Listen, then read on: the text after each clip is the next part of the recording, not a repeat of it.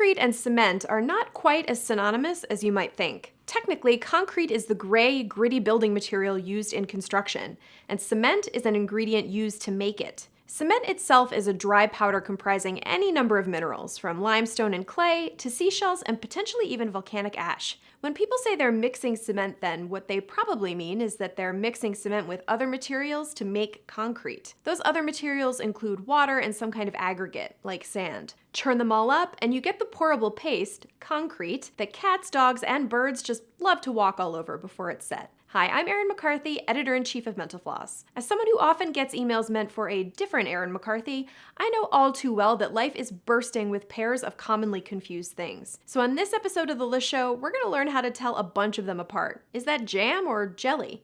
Great Britain or the United Kingdom? Disinformation or misinformation? Let's find out.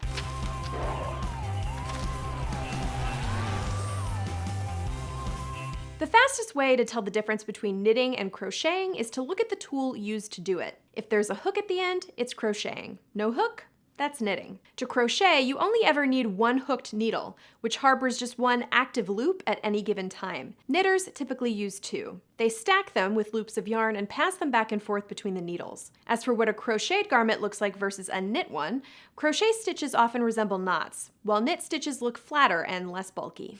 Sorry to comfort everyone who thinks they're eating yams on Thanksgiving. You're probably eating sweet potatoes, which, and I'm sorry for this too, aren't even potatoes. They belong to the morning glory family, while other potatoes are members of the nightshade family. Morning glories and nightshades sounds like two warring families in the Game of Thrones universe. Sweet potatoes can have white or purple insides, but the version Americans know best has bright orange flesh and brown or reddish skin. Yams, meanwhile, usually have white or yellow flesh and a thicker, almost bark-like skin. They belong to the Dioscoriaceae family, also known as the yam family. That makes sense. So, how'd the mix-up happen? When early 20th century farmers started growing sweet potatoes with orange flesh, they needed to distinguish them from the white-fleshed ones already in the market. So they called the orange ones yams. Real missed opportunity to make up a new word, in my opinion. Just because something's equal doesn't mean it's equitable. Equality involves distributing resources evenly, regardless of need. Equity factors in need. One popular illustration of this distinction shows three people of varying heights trying to see over a fence. You've probably seen it around the internet. Each is given one box to stand on, very equal. But the shortest person still can't see, and the tallest person could see without any boxes. To achieve equity, the shortest person should get 2 boxes, and the tallest person should get none. Disinformation is false information spread deliberately to mislead people. Misinformation is false information spread without intent. Often, the spreader simply didn't realize it wasn't true. Think of it this way. Disinformation is dishonest, while misinformation is a mistake, and dismiss is unrelated. Speaking of false information, a factoid isn't a cute little fun fact, though enough people use it in that sense that it's sort of now accepted as correct. Technically, a factoid is a fake fact that people widely believe because it seems like it could be true. Here's an actual fun fact. Norman Mailer is the first person to have used the word factoid in writing. It showed up in his 1973 biography of Marilyn Monroe. So, long story short, when you're talking about Mental Floss, please say that we are a hub for fun facts, not factoids. Thank you. Another fun fact.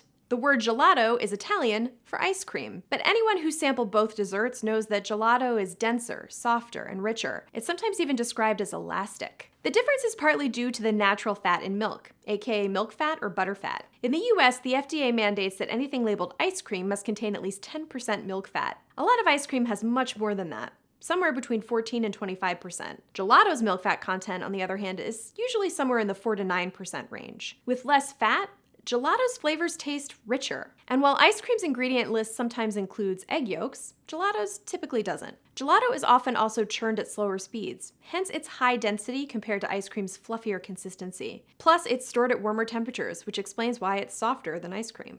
Or maybe you're more of a cookie person, in which case you probably appreciate a good macaron and/or macaroon. Modern macarons are sandwich cookies. 2 round, airy wafers with filling between them. Macaroons, on the other hand, are lightly browned, craggy clumps of shredded coconut, sometimes dipped in chocolate. It's possible that the 2 cookies had similar beginnings, Both are thought to have originated in Italy. Some say Catherine de' Medici brought the macaron from Italy to France in the 1500s. English speakers eventually anglicized the word macaron as macaroon, which may be how we got balloon and cartoon. In the late 19th century, shredded coconut began to be used in desserts, which further increased the discrepancy between the two treats. 20th century French chefs widened that gap when they started slapping some filling between two macarons and calling it, well, they still called it a macaron. Sorry if this somehow made everything even more confusing.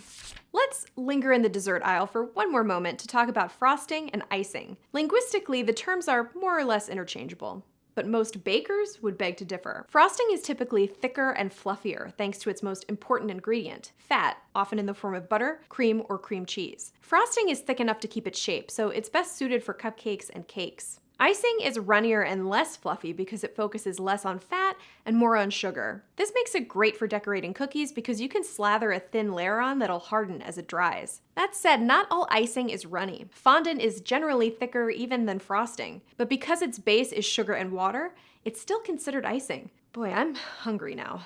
Speaking of sweet spreadable substances, what makes jam not jelly?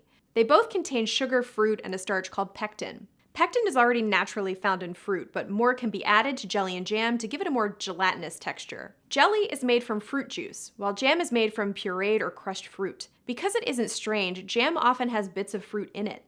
Jelly, meanwhile, is more transparent and much smoother. It's also cooked to a firmer consistency. So if it seems like Jell-O, it's probably jelly. Or it's actually Jell-O. You might think caskets and coffins are the same thing, but funeral directors don't. The main difference is shape. A casket is perfectly rectangular, while a coffin is a six-sided box wider at the top than at the bottom. Another distinction is the lid. A casket's lid typically swings open on its hinges. Coffins, on the other hand, often have removable lids. Because coffins are tapered, they require less wood or some other material to manufacture, which means they're cheaper. You're also more likely to find a vampire sleeping inside one. This mix-up isn't the only thing people get wrong about burial services. To learn more, check out our video on misconceptions about funerals.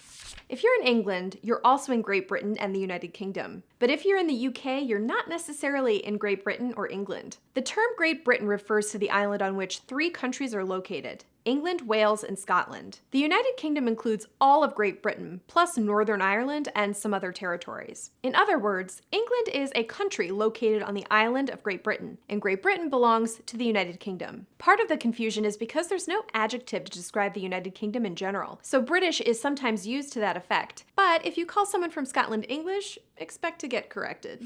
Something that isn't British, English, or UK-ish is baseball, a sport that boasts perfect games, no-hitters, and shutouts. A shutout is when the opposing team doesn't score a single run. They can get on base any number of ways, hits included. But if nobody crosses home plate and the same pitcher was in the game for every out, they threw a shutout. In a no-hitter, as its name suggests, there are no hits. Batters can still get on base other ways though, like walks or catcher interference. Since it's hard to score any runs without any hits, many no-hitters are also shutouts. But it's not technically impossible to score during a no-hitter. In a perfect game, the rarest of the 3, a team doesn't let a single player on base.